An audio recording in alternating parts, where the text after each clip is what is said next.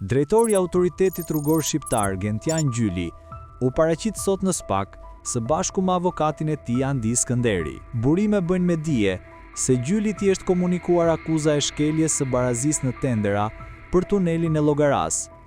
Në maj të këtij viti, Gjyli ishte marrë i pandehur në dosjen e paraardhësit të tij Evis Berberi, i cili u arrestua vitin e kaluar për mashtrim me tenderat që i jepte kompanisë së vet. Berberi i dha kompanisë së vet 6 tendera me vlerë 2 milion euro.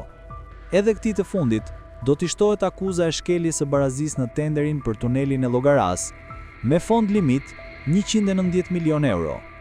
Për të njëjtën vepër penale pritet u komunikohet akuza edhe drejtorit të keshit, Erald Delezit, dhe 2 personave të tjerë që kanë qenë antar të komisionit të vlerësimit të ofertave në rastin e tenderit për tunelin e Llogaras. Dyshohet se drejtorët e pandehur kanë kryer veprime që mund të kenë ndikuar në mënyrë të padrejtë në procesin e tenderit për tunelin e Llogaras, i cili është pjesë e rrugës Orikum Himar, e cila është një seksion i autostradës Vlorë-Sarandë.